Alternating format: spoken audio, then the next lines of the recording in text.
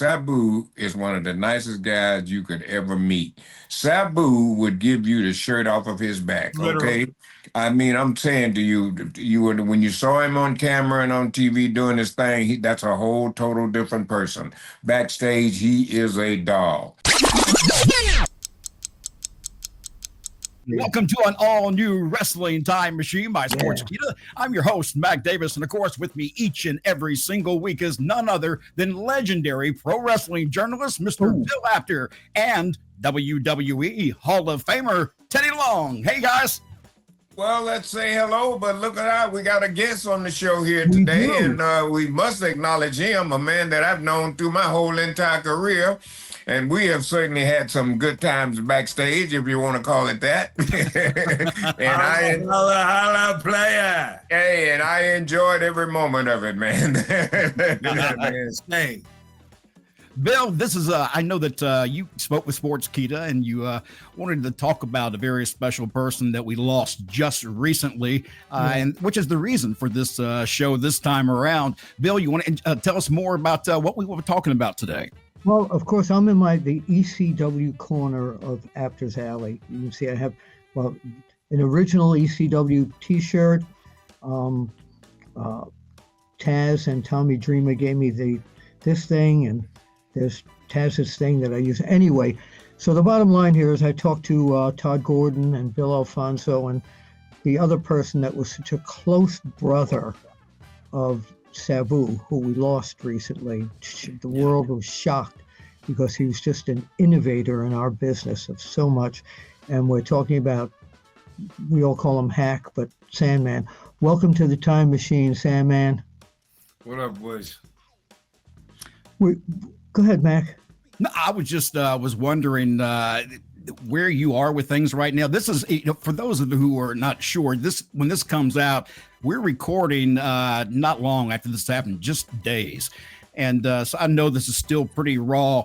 How did you originally find out the news, Sandman? My best friend in the world, Todd Gordon, sends me an SOS message Mother's Day morning. And I never got an SOS, so that means freaking call me, dude.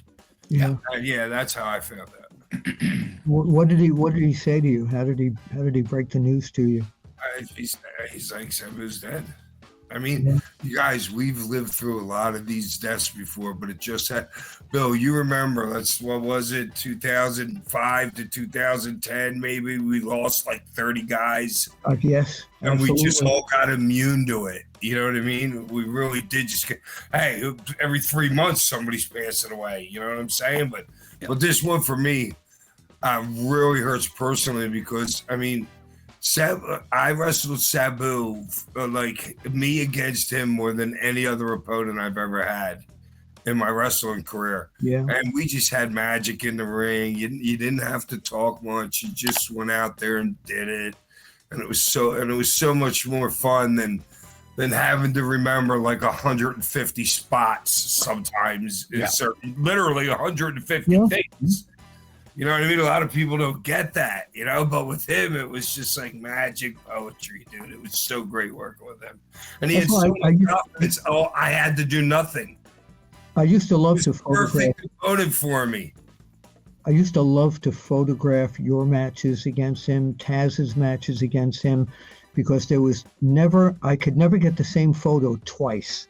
There was always something. The matches were never predictable. It was all like improvisation. What was tell us about when you first met him?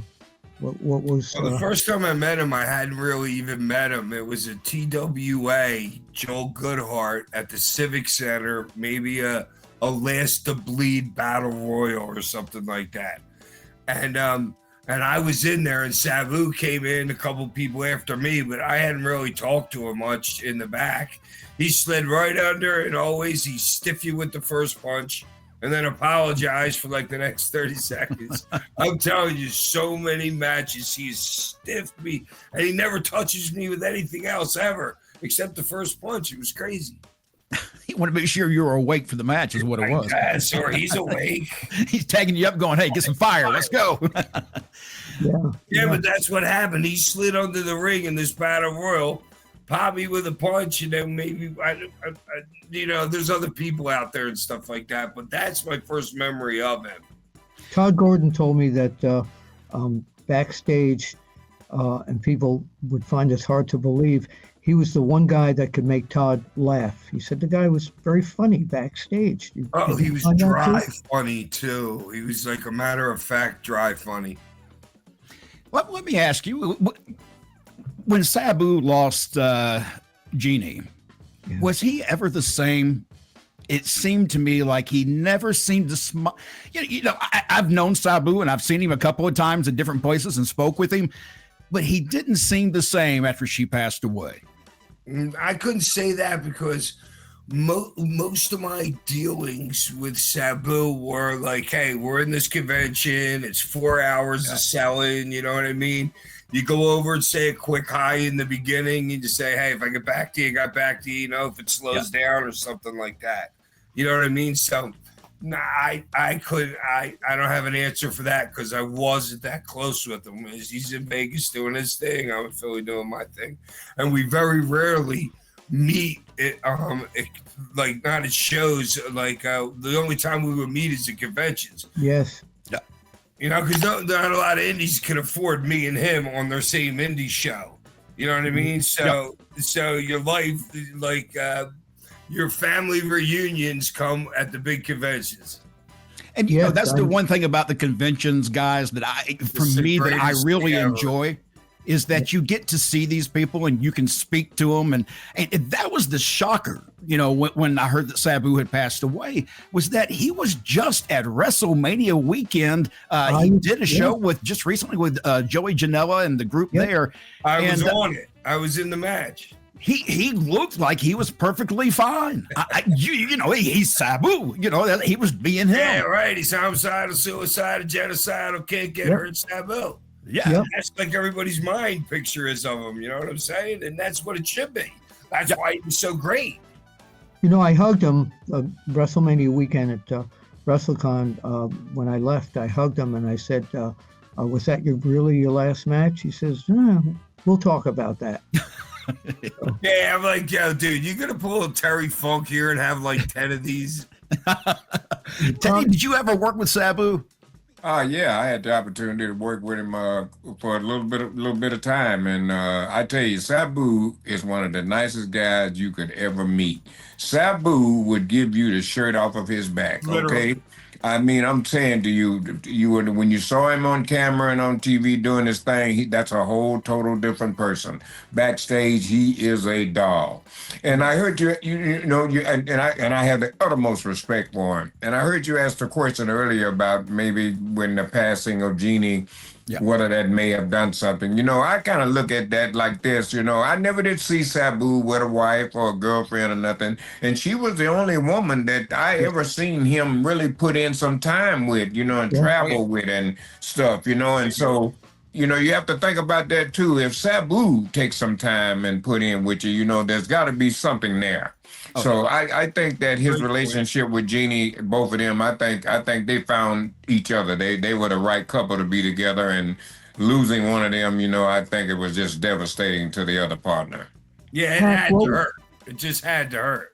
Yes. You made a great point, Teddy. I didn't realize they were together longer than I thought. You know what I'm saying?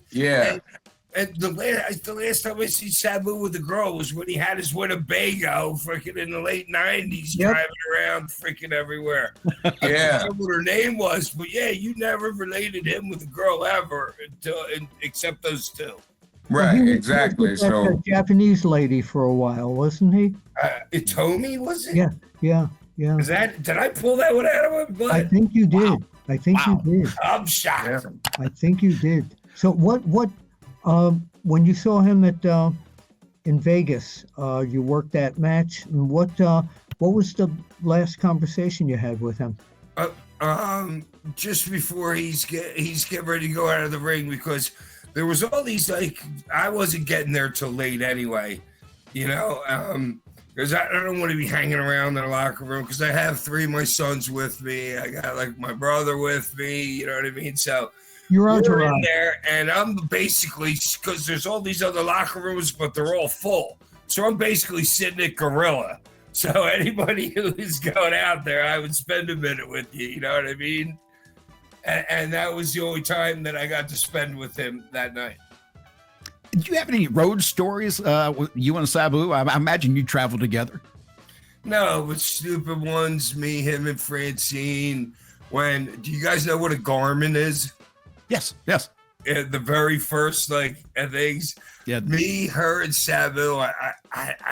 I'm not sure what year, because I was in WWE like maybe 3 different times or whatever. So I want to say it might have been like 2006 or whatever. This Garmin comes out, me, her, and him traveling together. And she's got this Garmin that's supposed to be the greatest thing ever. It took us to 3 hotels that didn't even exist anymore. Yeah, so we're driving around for a couple extra hours because she was insistent I got to use this Garmin. The navigator of the early days.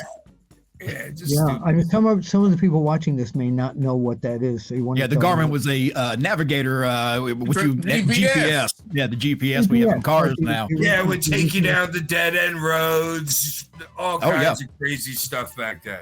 I remember driving my dad back from a wedding that we had gone to, and I was using a Garmin. Bill, you finally got it, Bill. I just saw you. I have one. Yeah. But we were using the Garmin. That son of a gun took us all out into a farm field in the middle of nowhere. I've never seen my dad laugh so hard because he was trying to give me just directions. Don't listen to that thing. Listen to me. And he was right. And the Garmin that's how I am. No, dude, I didn't believe in that Garmin at all. Dude, they used to call me Hack McNally. I was the dude that knew the directions everywhere, anytime. That was like one of my half-ass jobs. I would actually, what was the other thing? You could print it out on your computer. MapQuest. So I would actually get one of that together, print them up to give them all the guys if we had like a 4-day road trip. You know what I mean? You gave me one time. Some people, dude, back in the day, they couldn't read the ABC maps. You know how they went from page 18 to page 27, and you had to get it on the top and stuff like that. Some guys just didn't get that shit. Heck, a lot of people were very worried about Sabu ages ago, just the way he, I'm going to say, abused his body to make the fans happy. He did spots and things off balconies and through tables, and that were so innovative that, you know, people copied that and they tried to be like him, and nobody could be like him. He was so unique. Well, how can you be like him when you're in a barbed wire match with Terry Funk? You get an inch gash, fucking deep, freaking barbed wire cut on your body. You tell Fonzie, go back and get some tape, Daddy. Yep. And he wrapped it up right there during the show. He wrapped it right there in the ring. The other time with me, him in the ring, when he broke his jaw, he did a moonsault, and it was kind of my fault. I saw it was going to happen, but I was too slow to get the chair out of the way. So he did a moonsault, called his, dude, he busted out like 2 teeth. You wouldn't even know it. He broke his jaw, busted out a couple teeth, and tells Fonzie to get some tape. And he had a broken jaw there. And Fonzie's just taping him up for the finish. His pain tolerance must be incredible to be able to do that stuff. I mean, just the barbed wire alone. And look, it's not gimmicked barbed wire either that I've seen him play with it.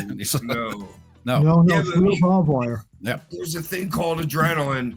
And there's a reason it's not a drug, because people would be dying everywhere taking it, dude. Adrenaline is a thing that will make you do stupid. Yeah. Really will. You don't feel it when you're out there, and you know it's going to be bad, but you don't care. You got the crowd roaring in your head. You're like, yeah, watch this, bitches. You know, that's just how it is. Yeah, he went out of his way to please the ECW crowd. That the ECW crowd was a different crowd than any crowd I had ever seen. It was their wrestlers. Billy was there. Billy only lived what did you live? 15 miles away, tops. Yep. Yeah, dude. Billy was at that building as much as I was.